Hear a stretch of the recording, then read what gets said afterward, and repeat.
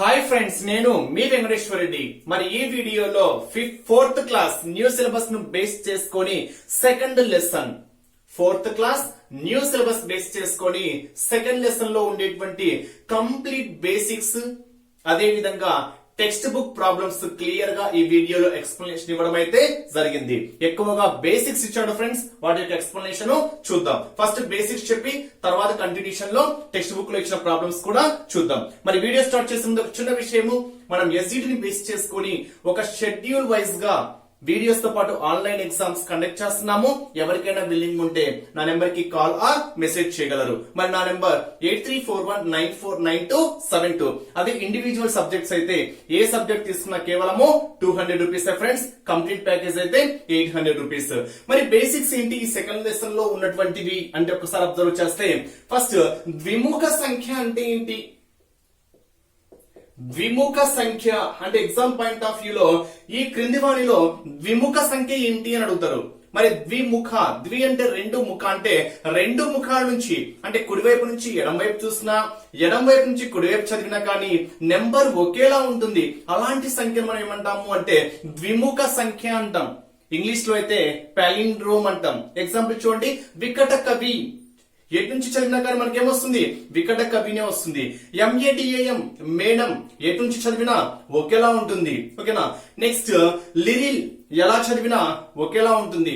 జలజ, ఎలా చదివినా ఒకేలా ఉంటుంది. అంటే కుడి నుంచి ఎడం వైపు చదివినా, ఎడం వైపు నుంచి కుడి వైపు చదివినా ఒకేలా వస్తే దాన్ని మనం ఏమంటాము అంటే ద్విముఖ సంఖ్య అంటాం. నెంబర్స్ పరంగా ఎగ్జాంపుల్ చూడండి. ఫర్ ఎగ్జాంపుల్ 343 అంటున్నాం. ఓకేనా? 343 రివర్స్ లో రాయండి. 343 సేమ్ అవుతుంది కాబట్టి 343 మనకి ఏమవుతుందంటే ఒక ద్విముఖ సంఖ్య అవుతుంది. నెక్స్ట్ 73437 చూడండి, 73,437 రివర్స్ లో చదవండి. 73,437 అంటే ఎటు చదివినా నెంబర్ సేమ్ కాబట్టి ఈ నెంబర్ కూడా మనకి ఏమవుతుంది? ద్విముఖ సంఖ్య అవుతుంది. అర్థమైంది కదా ఫ్రెండ్స్? ద్విముఖ సంఖ్య అంటే ఎటు నుంచి చదివినా ఒకేలా ఉండాలి. ఇది ద్విముఖ సంఖ్య. నెక్స్ట్ ఏదైనా ఒక నెంబర్ తీసుకున్నాము అనుకోండి, ఆ నెంబర్ ని ఓకేనా విస్తరణ రూపం ఏ విధంగా చేయాలి, సంక్షిప్త రూపం మనం ఏ విధంగా ఫామ్ చేయాలి అది ఒక్కసారి అబ్జర్వ్ చేస్తే, ఏదైనా ఒక నెంబర్ తీసుకుంటున్నా, ఇలా ఒక నెంబర్ ఇచ్చాడు, దీన్ని విస్తరణ రూపంలో రాయండి అని అడిగాడు అనుకోండి. విస్తరణ అంటే విడగొట్టి రాయాలి. అంటే వాటి యొక్క స్థాన వాల్యూని బేస్ చేసుకొని దాన్ని ఏం చేయాలి? డివైడ్ చేయాలి. 9 అనేది ఎక్కడుంది? ఒకట్ల స్థానము. 7 పదుల స్థానము. 8 వందల స్థానము. 3 వేల స్థానము. 4 10,000 స్థానము. అంటే ఒకట స్థానము అంటే 1, పదుల స్థానము అంటే 10, వందల స్థానము అంటే 100, వేల స్థానము అంటే 1000, 10,000 స్థానము అంటే 10,000. ఇప్పుడు చూడండి ఒకసారి, 9 into 1 9 plus 7 into 10 70 plus 8 into 100 800 plus 3 into 1000 3000 plus 4 into 10,000 40,000. ఏమవుతుంది? 40,000. ఇప్పుడు 40,379. ఇదేమవుతుంది అంటే ఈ నెంబర్ యొక్క విస్తరణ రూపము. ఈ విస్తరణ రూపాన్ని కలిపి రాసామనుకోండి, అదే మనకి ఏమవుతుంది అంటే సంక్షిప్త రూపం అవుతుంది. ఇది ఏదైనా ఒక నెంబర్ ను బేస్ చేసుకొని మనం ఏ విధంగా ఫామ్ చేయాలి. మరి అదే నెంబర్ ను బేస్ చేసుకొని సహజ విలువ గురించి కూడా టెక్స్ట్ బుక్ లో ఇవ్వడం అయితే జరిగింది. మరి సహజ విలువ అన్న ఒకటే, ముఖ విలువ అన్న ఒకటే. చూడండి ఒక్కసారి. ఫర్ ఎగ్జాంపుల్ 8973 అనేటువంటి ఒక నెంబర్ తీసుకున్నాం అనుకోండి. మరి ఈ నెంబర్ యొక్క ముఖ విలువ, స్థాన విలువ టెక్స్ట్ బుక్ లో అయితే సహజ విలువ గురించి మాత్రమే ఇచ్చాడు ఫ్రెండ్స్. సహజ విలువ అన్న ఒకటే, ముఖ విలువ అన్న ఒకటే. దీన్ని మనం ఇంగ్లీష్ లో అయితే ఫేస్ వాల్యూ అంటాం. ఓకేనా? ఇక్కడైతే ఎక్స్పాన్షన్ ఫామ్, ఇంగ్లీష్ లో అయితే ఎక్స్పాండెడ్ ఫామ్ అంటాం. ఓకేనా? ఇక్కడ సహజ విలువ లేదా ముఖ విలువని ఇంగ్లీష్ లో ఏమనాలి? ఫేస్ వాల్యూ అనాలి. మరి ఫేస్ వాల్యూ అంటే ఏంటి అంటే ఏదైనా ఒక నెంబర్ లో ఉండేటువంటి డిజిట్, అదే ఆ డిజిట్ కి అదే నెంబర్ మనకి ఏమవుతుంది అంటే ఫేస్ వాల్యూ అవుతుంది. అంటే అర్థం ఏంటి అంటే చూడండి, ఇక్కడ 3 యొక్క ఫేస్ వాల్యూ ముఖ విలువ 3 అవుతుంది. 7 యొక్క ముఖ విలువ 7 అవుతుంది. 9 యొక్క ముఖ విలువ 9 అవుతుంది. 8 యొక్క ముఖ విలువ 8. అంటే ముఖ విలువలు మారవు, గుర్తుపెట్టుకోవాలి ఫ్రెండ్స్. ముఖ విలువలన్నా ఒకటి, సహజ విలువలన్నా ఒకటి. ఇంగ్లీష్ లో అయితే ఫేస్ వాల్యూ అంటాం. అంటే ఏ డిజిట్ అయితే తీసుకుంటామో అదే డిజిట్ మనకి ఏమవుతుంది అంటే ముఖ విలువ, ఫేస్ వాల్యూ అవుతుంది. అంటే మనం అద్దంలో నిలిచినప్పుడు మన ఫేస్ ఏ విధంగా అయితే చేంజ్ కాకుండా అలాగే కనిపిస్తుందో ఇక్కడ కూడా అదే డిజిట్ తీసుకుంటే సరిపోతుంది. 3 కి 3, 7 కి 7, 9 కి 9, 8 కి 8. అవి ముఖ విలువలు. ఇన్ కేస్ ముఖ విలువలు కాకుండా స్థాన విలువలు అడిగాడు అనుకోండి, స్థాన విలువలు, దీన్ని ఇంగ్లీష్ లో అయితే మనము ప్లేస్ వాల్యూస్ అంటాం. ఏమనాలి? Place values. మరి ప్లేస్ వాల్యూస్ ఏ విధంగా తీసుకోవాలి అంటే 3 అనేది ఒకట్ల స్థానంలో ఉంది కాబట్టి యూనిట్స్ ప్లేస్ 1, ఇప్పుడు చెప్పినట్టుగా. టెన్స్ ప్లేస్ లో ఉంది కాబట్టి ఇంటూ 10, హండ్రెడ్స్ ప్లేస్ లో ఉంది కాబట్టి ఇంటూ 100, థౌజండ్స్ ప్లేస్ లో ఉంది కాబట్టి ఇంటూ 1000. అప్పుడు 1 ఇంటూ 3, 3. దీని యొక్క ప్లేస్ వాల్యూ ఏమవుతుంది అంటే 1 ఇంటూ 3, 3 అవుతుంది. దీని యొక్క ప్లేస్ వాల్యూ 10 ఇంటూ 7, 70 స్థాన విలువ. 100 ఇంటూ 9, 900. 1000 ఇంటూ 8, 8000. అంటే ఇక్కడ 8 యొక్క ముఖ విలువ 8 అవుతుంది. బట్ 8 యొక్క స్థాన విలువ 8000. ఎందుకంటే థౌజండ్స్ ప్లేస్ లో ఉంది 8, 8000. ఇది హండ్రెడ్స్ ప్లేస్ లో ఉంది 9, 900. టెన్స్ ప్లేస్ లో ఉంది 7, 70. యూనిట్స్ ప్లేస్ లో ఉంది దట్ ఈస్ 3. ఈ విధంగా మనము ఏదైనా ఒక నెంబర్ ని బేస్ చేసుకొని ఫేస్ వాల్యూ, ప్లేస్ వాల్యూస్ మనం ఈ విధంగా తీసుకోవచ్చు. అదే పాయింట్స్ లో ఉంది అనుకోండి, ఫర్ ఎగ్జాంపుల్ పాయింట్స్ లో ఉండేది ఒక ఎగ్జాంపుల్ చూడండి. 17.39 తీసుకున్నాం అనుకోండి. ఇప్పుడు చూడండి పాయింట్ కి, ఇప్పుడు దీన్ని ఏం చదువుతాం యాక్చువల్ గా 17.39 అని చదవాలి. అంటే పాయింట్ కి రైట్ సైడ్ లో ఉండే వాటిని మనము డిజిట్స్ రూపంలో చదవాలి, పాయింట్ కి లెఫ్ట్ సైడ్ లో ఉండేదాన్ని మనము నెంబర్స్ రూపంలో చదవాలి. కాబట్టి ఇది 17 అంటే ఇది యూనిట్ ప్లేస్ కాబట్టి 1, టెన్స్ ప్లేస్ కాబట్టి 10, 7 1s 7, 10 1s 10. అంటే ఇక్కడ 1 యొక్క స్థాన విలువ 10 అవుతుంది, 7 యొక్క స్థాన విలువ 7 అవుతుంది. మరి పాయింట్ కి రైట్ సైడ్ వచ్చేసరికి ఇది 1/10 ప్లేస్ అవుతుంది. ఇదేమవుతుంది అంటే 1/100 ప్లేస్ అవుతుంది. ఇది 1/10 ప్లేస్, ఇది 1/100 ప్లేస్. ఇన్ కేస్ ఇంకోటి ఉందనుకోండి 1/1000 ప్లేస్ అవుతుంది. అప్పుడు స్థాన విలువలు ఏమవుతాయి? 3/10 అంటే 3 యొక్క స్థాన విలువ 3/10, 9 యొక్క స్థాన విలువ 9/100, 8 యొక్క స్థాన విలువ 8/1000. మనం ఈ విధంగా పాయింట్స్ ఉన్నప్పుడు, పాయింట్స్ లేనప్పుడు మనము స్థాన విలువలు తీసుకోవాలి. ఇక్కడ ద్విముఖ సంఖ్య అంటే ఏంటి? విస్తరణ రూపము, సంక్షిప్త రూపము, అదే విధంగా face value, place value. Next basics పరంగా ఆరోహణ క్రమం ఏంటి, అవరోహణ క్రమం ఏంటి? మరి ఇక్కడ ఆల్రెడీ మీకు తెలిసిందే ఆరోహణ క్రమము అంటే అర్థం ఏంటి? ఆరోహణ. నెక్స్ట్ అవరోహణ టెక్స్ట్ బుక్ లో చాలా క్లియర్ గా ఇచ్చాడు ఫ్రెండ్స్. దీన్ని మనం ఇంగ్లీష్ లో అయితే డిసెండింగ్ ఆర్డర్, దీన్నైతే అసెండింగ్ ఆర్డర్ అంటాం. అంటే ఆరోహణ అంటే ఇచ్చినటువంటి దాన్ని స్మాలర్ టు గ్రేటర్ ఫామ్ చేసాము అనుకోండి, చిన్న నుండి పెద్ద ఫామ్ చేస్తే దాన్ని ఏమనాలి? ఆరోహణ అనాలి. ఓకేనా? అవరోహణ అంటే ఇచ్చినటువంటి వాల్యూస్ ని పెద్ద నెంబర్ నుండి చిన్న నెంబర్ ఫామ్ చేస్తే ఆ ఆర్డర్ మనకి ఏమవుతుంది అంటే అవరోహణ. ఈజీగా గుర్తుపెట్టుకోవచ్చు. ఇచ్చినటువంటి అక్కడ అక్షరాలు చూడండి 1 2 3 4 5 ఉన్నాయి, ఇక్కడ 1 2 3 4 ఉన్నాయి. అంటే ఇక్కడ 5 పెద్దది కాబట్టి అవరోహణ అంటే పెద్ద నుండి చిన్న, ఇక్కడ 4 చిన్నది కాబట్టి చిన్న నుండి పెద్ద. ఆ విధంగా కూడా మీరు గుర్తుపెట్టుకోవచ్చు. అంటే అవరోహణ అంటే పెద్ద నుండి చిన్న, ఆరోహణ అంటే చిన్న నుండి పెద్ద. మరి less than greater than symbol ఎక్కడ వాడాలి అనేది ఒక్కసారి మనం అబ్జర్వ్ చేస్తే, ఫర్ ఎగ్జాంపుల్ 10 20 40 50 70 ఇలా తీసుకున్నాము అనుకోండి. ఏ ఆర్డర్ ఇది? Ascending order, descending order? ఒకసారి అబ్జర్వ్ చేయండి. చిన్న నుండి పెరుగుతూ వెళ్ళింది అంటే చిన్న నుండి పెద్ద ఫామ్ చేశాం కాబట్టి ఇది ఏ ఆర్డర్? ఆరోహణ. అంటే చిన్న నుండి అంటున్నాం కాబట్టి మధ్యలో మనం ఏం చేయాలి? లెస్ దాన్ సింబల్ యూజ్ చేయాలి.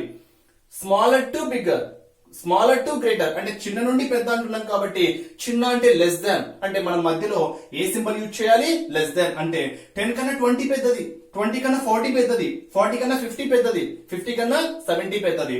అదే దీన్ని రివర్స్ రాసామనుకోండి 70 50 30 25. ఇప్పుడు చూడండి గ్రేటర్ నెంబర్ నుంచి స్మాలర్ నెంబర్ ఫార్మ్ చేసాం. అంటే ఇది ఏ ఆర్డర్ లో ఉంది? అవరోహణ క్రమంలో ఉంది. అవరోహణ క్రమం అంటే గ్రేటర్ టు స్మాల్ అంటున్నాం కాబట్టి వాటి మధ్య మనం ఏ సింబల్ వాడాలి అంటే గ్రేటర్ దాన్ సింబల్ వాడాలి. అంటే ఇక్కడ 70 కన్నా 50 తక్కువ, 50 కన్నా 30 తక్కువ, 30 కన్నా 20 తక్కువ, 20 కన్నా 5 తక్కువ. అంటే ఇచ్చినటువంటి ఆర్డర్ అసెండింగ్ ఆర్డర్ లో ఉంటే, ఆరోహణ క్రమంలో ఉంటే చిన్న నుండి పెద్ద అంటే లెస్ దాన్ సింబల్ వాడాలి, పెద్ద నుండి చిన్న అంటే గ్రేటర్ దాన్ సింబల్ వాడాలి. ఇవి టెక్స్ట్ బుక్ లో ఇచ్చినటువంటి బేసిక్స్. మరి ఇప్పుడు ప్రాబ్లమ్స్ చూద్దాం.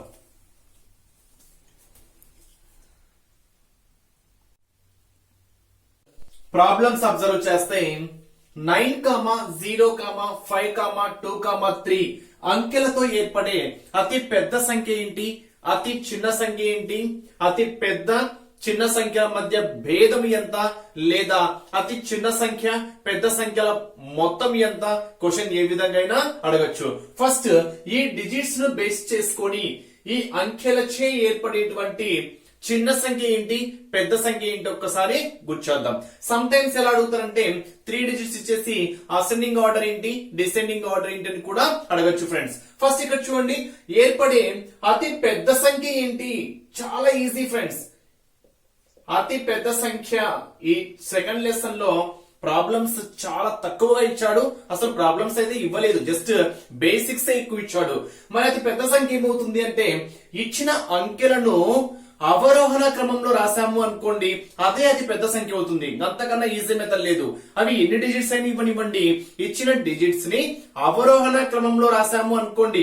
అవరోహణ అంటే అర్థం ఏంటి? పెద్ద నుంచి చిన్న. మరి అన్నిటికన్నా పెద్దదేంటి? 9, నెక్స్ట్ 5, నెక్స్ట్ 3, నెక్స్ట్ 2, నెక్స్ట్ 0. చూడండి, పెద్ద నుంచి చిన్న ఆర్డర్లో రాసాను కదా అంకెలు, ఇదే మనకి ఏమవుతుంది అంటే అతి పెద్ద సంఖ్య అవుతుంది. నెక్స్ట్ అతి చిన్న సంఖ్య ఏంటి అని అడిగాడు అనుకోండి, అతి చిన్న సంఖ్య మనము ఆరోహణ క్రమంలో రాయాలి, అంటే చిన్న నుండి పెద్ద రాయాలి. మరి చిన్న నుండి పెద్ద రాసామనుకోండి, ఫస్ట్ ఏం వస్తుంది? 0 వచ్చేస్తుంది. కానీ ఫస్ట్ లో 0 ఉంటే అది మనం కన్సిడర్ చేస్తామా? ఫర్ ఎగ్జాంపుల్ 12 అనుకోండి, 12 దానికన్నా ముందు 0 ఉందనుకోండి, అది 3 డిజిట్ నెంబర్ కాదు, అది మనకి ఏమవుతుంది? 2 డిజిట్ నెంబర్ అవుతుంది. అంటే నెంబర్ కి ముందు 0 తీసుకుంటే దాన్ని మనం కన్సిడర్ చేయము. ఇక్కడ కూడా అంతే, 0 అనేది ఫస్ట్ తీసుకున్నాము అనుకోండి, దాన్ని కన్సిడర్ చేయం. కాబట్టి ఎలా తీసుకోవాలో చూద్దాం. నెక్స్ట్ అతి చిన్న సంఖ్య, అతి చిన్న సంఖ్య. ఇన్ కేస్ 0 లేదు అనుకోండి, ఇచ్చినటువంటి అంకెలను మీరు ఏం చేయాలి అంటే ఆరోహణ క్రమంలో రాయాలి. అంటే అర్థం ఏంటి? చిన్న నుండి పెద్ద రాసాం అనుకోండి, ఆటోమేటిక్ గా ఏమవుతుంది? చిన్న సంఖ్య అవుతుంది. ఇక్కడ 0 ఇచ్చాడు కాబట్టి 0 తర్వాత ఉండేటువంటి అంకె ఏంటి? చిన్న నుండి పెద్దలో 0 తర్వాత ఉండేటువంటి అంకె 2. ఇప్పుడు 0 రాసుకోవాలి ఫ్రెండ్స్. అర్థమైందా? యాక్చువల్ గా 0, 2 వస్తుంది, కానీ 0 కి వాల్యూ లేదు కాబట్టి నెంబర్ కి ముందు ఉంటే దాని తర్వాత ఉండేటువంటి అంకె 2 రాసుకొని దాని తర్వాత ఏం చేయాలి? 0 పెట్టుకొని ఇంకా మిగిలిన డిజిట్స్ ను యాజ్ ఇట్ ఈజ్ రాయాలి. మిగిలిన డిజిట్స్ ఆర్డర్ ఏంటి? నెక్స్ట్ ఏమొస్తుంది? 3 వస్తుంది, నెక్స్ట్ 5 వస్తుంది, నెక్స్ట్ 9. ఇదే మనకి ఏమవుతుంది అంటే ఈ 5 అంకెలచే ఏర్పడేటువంటి అతి చిన్న సంఖ్య అవుతుంది. బట్ ఇక్కడ క్వశ్చన్ ఏం అడిగాడు? అతి పెద్ద సంఖ్య అతి చిన్న సంఖ్యల మధ్య భేదము ఎంత అని అడిగాడు. భేదము అంటే అర్థం ఏంటి? పెద్ద సంఖ్య నుంచి చిన్న సంఖ్యను ఏం చేయాలి? సబ్ట్రాక్ట్ చేయాలి. సో సబ్ట్రాక్ట్ చేస్తున్నా. 0 నుంచి 9 పోదు కాబట్టి 10, 10 నుంచి 9 పోతే 1, అప్పుడు ఇక్కడ 1 ఉంటుంది. 1 నుంచి 5 పోదు కాబట్టి 11, 11 నుంచి 5 పోతే 6, 2 ఉంటుంది. అంటే 12 నుంచి 3 పోతే 9, 4 ఉంటుంది.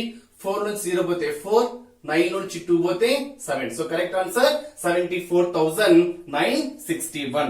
ఇది పెద్ద సంఖ్య చిన్న సంఖ్య వాటి మధ్య భేదము. ఓకే ఫ్రెండ్స్, మరి సెకండ్ క్వశ్చన్ చూడండి. 2, 4, 8, 1 అంకెలతో ఏర్పడే 4 అంకెల సంఖ్యలు ఎన్ని? మరి ఆ 4 అంకెల సంఖ్యలు ఏ విధంగా ఉంటాయి? ఆ 4 సంఖ్యలు ఎన్ని అనేది మనం ఒక్కసారి అబ్జర్వ్ చేస్తే ఇక్కడ చూడండి, మనం ఏదో లెంతీ ప్రాసెస్ అప్లై చేయాల్సిన అవసరం లేదు. ఫస్ట్ లాజిక్ ఏంటో చూద్దాం.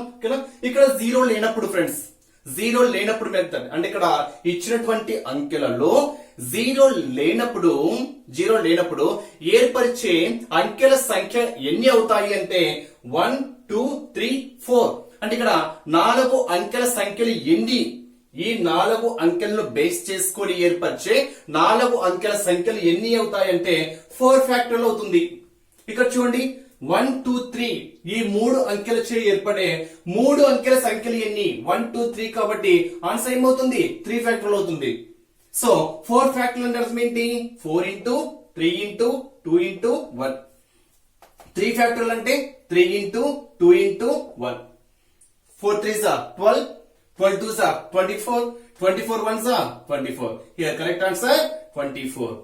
3 2s are 6, 6 1s are 6. Here correct answer 6. And అర్థమేంటి అంటే 4 7 2 అంకెలతో ఏర్పడే మూడు అంకెల సంఖ్యలు ఎన్ని కలవు అని అడిగారు అనుకోండి. ఎన్ని కలవు అంటే ఆన్సర్ ఏమవుతుంది ఫ్రెండ్స్ 6 అవుతుంది. మరి వీటిచే ఏర్పడే పెద్ద సంఖ్య ఏంటి అడిగారు అనుకోండి. పెద్ద సంఖ్య ఏమవుతుంది 742. పెద్ద సంఖ్య ఏమవుతుంది 742. చిన్న సంఖ్య ఏమవుతుంది అడిగారు అనుకోండి 247. 247. మరి పెద్ద సంఖ్య నుంచి రెండవది ఏంటి లేదా చిన్న సంఖ్య నుంచి మూడవది ఏంటి అలా అడిగాడు అనుకోండి. ఖచ్చితంగా అవేంటో మనం ఫామ్ చేయాలి. ఆ ఫామ్ చేసే మెథడ్ ఏంటో ఇక్కడ ఎక్స్ప్లెయిన్ చేస్తా. ఈ 4 డిజిట్స్ ను బేస్ చేసుకొని మనం ఏర్పరిచే 24 సంఖ్యలు ఏమై ఉండొచ్చు. 4 3s are 12, 12 2s are 24. Here correct answer is 24. అంటే అర్థం ఏంటి 2481. ఈ 4 డిజిట్స్ ను బేస్ చేసుకొని ఏర్పరిచే 4 అంకెల సంఖ్యలు ఎన్ని కలవు అంటే 24 కలవు. మరి ఏ విధంగా వస్తే చూద్దాం. ఫస్ట్ 2 తీసుకోండి. 2 తో 2 4 8 1 as it is రాశాను కదా. నెక్స్ట్ 2 4 8 1 ని 1 8 అని రాసుకోవచ్చా రాసుకోవచ్చు. నెక్స్ట్ చూడండి 2 అలాగే ఉంచాను. నెక్స్ట్ 4 ప్లేస్ లో ఏం తీసుకుంటున్నా అంటే 8 తీసుకుంటున్నా. అంటే 2 అలాగే ఉంచుతున్నా. ఫస్ట్ 4 తీసుకున్నా తర్వాత 8 తీసుకుంటున్నా. 8 తీసుకొని మిగిలిన రెండింటి 4 1 4 1. నెక్స్ట్ 2 8 4 1 ప్లస్ ఏం రాయొచ్చు 1 4 కూడా రాయొచ్చు. నెక్స్ట్ 2 అలాగే ఉంచుతున్నా. 4 అయిపోయింది 8 అయిపోయింది. నెక్స్ట్ ఏముంది 1 1 రిమైనింగ్ ఏంటి 4 8 4 8. నెక్స్ట్ 2 1 4 8 నేను రాసుకోవచ్చు. 8 4 ఎన్ని వచ్చాయి చూడండి 1 2 3 4 5 6 వచ్చాయి. అంటే 2 స్టార్టింగ్ తో 6 వచ్చాయి. అదే విధంగా 4 స్టార్టింగ్ తో 6 వస్తాయి. 8 స్టార్టింగ్ తో 6 వస్తాయి. 1 స్టార్టింగ్ తో 6 వస్తాయి. కాంట్ అబ్జర్వ్ చేయండి. ఇంకోటి చూస్తున్నా చూడండి 4 స్టార్టింగ్ తో 2 8 1 రాయొచ్చా 2 8 1. నెక్స్ట్ 4 2 అలాగే ఉంచండి. 8 1 ఏం రాయొచ్చు 1 8 రాయొచ్చు. నెక్స్ట్ 4 అలాగే ఉంచండి. 2 అయిపోయింది. నెక్స్ట్ 8 తీసుకోండి 8. ఇంకా మిగిలిన ఏంటి 1 2. నెక్స్ట్ 4 8 1 2 2 1 రాయొచ్చు. నెక్స్ట్ 4 2 అయిపోయింది 8 అయిపోయింది. 4 స్టార్టింగ్ 2 అయిపోయింది 8 అయిపోయింది. నెక్స్ట్ ఏంటి 1 మిగిలింది ఏంటి 8 2. నెక్స్ట్ రివర్స్ రాస్తే 8 2 రివర్స్ రాస్తే 2 8. ఇప్పుడు 4 స్టార్టింగ్ తో రాసేటువంటి డిజిట్స్ ఎన్ని వచ్చాయి చూడండి. నెంబర్స్ 1 2 3 4 5 6. 2 స్టార్టింగ్ తో 1 2 3 4 5 6. అదే విధంగా 8 స్టార్టింగ్ తో 6 వస్తాయి ఫ్రెండ్స్. మీరు అరేంజ్ చేయండి. 1 స్టార్టింగ్ తో 6 వచ్చేస్తాయి. 6 ప్లస్ 6 12, 12 ప్లస్ 6 18, 18 ప్లస్ 6 ఎంత 24. సో మొత్తం అన్ని వచ్చాయంటే 24 వస్తాయి. మరి వీటిల్లో గ్రేటెస్ట్ నెంబర్ ఏంటి స్మాలెస్ట్ నెంబర్ ఏంటి గ్రేటెస్ట్ నుంచి సెకండ్ వన్ ఏంటి గ్రేటెస్ట్ నుంచి థర్డ్ వన్ ఏంటి లేదా స్మాలెస్ట్ నుంచి సెకండ్ వన్ ఏంటి అని మనకు క్వశ్చన్ అడిగినా కానీ మీరు ఆన్సర్ ఈజీగా ఫామ్ చేయగలరు. ఈ విధంగా సంఖ్యలు రాసుకోవచ్చు. అంటే ఎగ్జామ్ పాయింట్ ఆఫ్ వ్యూ లో సంఖ్యలు అన్ని రాసుకొని ఎన్ని అని కౌంట్ చేయాల్సిన అవసరంలా. జీరో లేనప్పుడు ఇచ్చిన అంకెలలో జీరో లేనప్పుడు జీరో ఉండేది ఏంటో అది నెక్స్ట్ క్లాస్ లో ఉంది. అది మీకు బేసిక్స్ అన్ని ఎక్స్ప్లెనేషన్ లో వచ్చాయి ఫ్రెండ్స్. అక్కడ క్లియర్ గా వచ్చింది. జీరో లేనప్పుడు 3 డిజిట్స్ ని బేస్ చేసుకొని 3 అంకెల గల సంఖ్యలు నిరాయగలము అంటే 3 ఫ్యాక్టోరియల్. అదే 4 అంకెలను బేస్ చేసుకొని ఏర్పరిచే 4 అంకెల సంఖ్యల మొత్తం ఎన్ని అంటే 4 ఫ్యాక్టోరియల్. అదే 5 అంకెలు ఇచ్చాడు అనుకోండి. ఆ 5 అంకెలచే ఏర్పడే 5 అంకెల సంఖ్యలు ఎన్ని కలవు అంటే 5 factorial. 5 into 4 into 3 into 2 into 1. 5 4 20, 23 60, 62 120. Here correct answer is 120. ఇక్కడ 1 2 3 డిజిట్స్ ఇచ్చాడు కాబట్టి కరెక్ట్ ఆన్సర్ ఏమవుతుంది 3 factorial. That means 3 into 2 into 1. That is 6. Here correct answer is 6. కదా నెక్స్ట్ క్వశ్చన్ చూడండి. ఆదిత్య ఒక కారును 75,000 రూపాయలకు కొని 82,000 రూపాయలకు అమ్మినా అతనికి లాభమా నష్టమా? మరి ప్రాఫిట్ లాస్ బేస్ చేసుకుని ఒకే ఒక ప్రాబ్లం ఇచ్చాడు సెకండ్ లెసన్ లో. మరి ఇక్కడ చూడండి అసలు లాభమా నష్టమా మనం ఎప్పుడు చెప్పగలము? మనం కొన్నదానికన్నా ఎక్కువ కమ్ముకుంటే లాభము, తక్కువ కమ్ముకుంటే నష్టము. అది అందరికి తెలిసిందే. నేను 10 రూపాయలకు కొన్నాను అనుకోండి. ఇది నేను 10 రూపాయలకు కొన్నా. 10 రూపాయల కన్నా ఎక్కువ కమ్ముకున్నాను అనుకోండి లాభము. ఎంత ఎక్కువ కమ్ముకుంటే అంత లాభము. 12 కమ్ముకున్నాను అనుకోండి, 2 రూపీస్ ఎక్కువ కమ్ముకున్నా కాబట్టి ఆ 2 రూపీస్ అనేక ఏమవుతుంది, లాభం అవుతుంది. అదే 10 రూపాయలకు కొని 7 రూపీస్ కమ్ముకున్నాను అనుకోండి, అంటే తక్కువ కమ్ముకున్నా కాబట్టి నష్టం వస్తుంది. మరి ఎంత తక్కువ కమ్ముకున్నాను, 3 రూపీస్ తక్కువ అమ్ముకున్నాను కాబట్టి ఆ 3 రూపీస్ ఏమవుతుంది, నష్టం అవుతుంది. అది లాభము నష్టం. అంటే కొన్నదానికన్నా కొన్న వెల కన్నా అమ్మిన వెల ఎక్కువ ఉంటే లాభము, కొన్న వెల కన్నా అమ్మిన వెల తక్కువగా ఉంటే నష్టము. అదే లాభ శాతము నష్ట శాతం అడిగాడు అనుకోండి, ఇదే క్వశ్చన్ కంటిన్యూషన్ లో లాభమా నష్టమా అని అడగకుండా లాభ శాతం ఎంత నష్ట శాతం ఎంత అని అడిగాడు అనుకోండి, అప్పుడు లాభ శాతము ఈజ్ ఈక్వల్ టు ఫార్ములా ఏమవుతుంది అంటే లాభము బై కొన్న వెల ఇంటూ 100. ఇది లాభ శాతానికి ఫార్ములా. అదే నష్ట శాతం అడిగాడు అనుకోండి, నష్ట శాతము ఈజ్ ఈక్వల్ టు ఫార్ములా నష్టము బై కొన్న వెల ఇంటూ 100. ఇది లాభ శాతము నష్ట శాతము కనుక్కోవడానికి మనం ఉపయోగించేటువంటి ఫార్ములా. ఫస్ట్ ఇక్కడ లాభం వచ్చిందా నష్టం వచ్చిందా చూద్దామా. 75,000 రూపాయలకు కొన్నా 82,000 అమ్ముకున్నా, అంటే ఎక్కువ కమ్ముకున్నా. ఎంత ఎక్కువ కమ్ముకున్నా అంటే మీకు అమ్మిన వేల నుంచి కొన్న వేల తీసేసామనుకోండి, లాభం వచ్చేస్తుంది. ఎంత ఎక్కువ కమ్ముకున్నా, 7,000 కి ఎక్కువ అమ్ముకున్నా కాబట్టి నాకు వచ్చినటువంటి లాభం ఎంత, 7,000. అంతే కదా. 82,000 నుంచి 75,000 సబ్ట్రాక్ట్ చేసామనుకోండి, ఎంత వస్తుంది, 7,000. లేదా 75,000 కొన్నా 82,000 అమ్ముకున్నా, అంటే ఎంత ఎక్కువ అమ్ముకున్నా, 7,000 కి ఎక్కువ అమ్ముకున్నా కాబట్టి ఆ ఎక్కువ అమ్ముకున్నటువంటి అమౌంట్ నాకు ఏమవుతుంది, లాభం అవుతుంది. ఇన్ కేస్ లాభ శాతం ఎంత అని అడిగాడు అనుకోండి, ఇక్కడ క్వశ్చన్ అయితే లాభం 7,000 అయిపోయింది ఆన్సర్.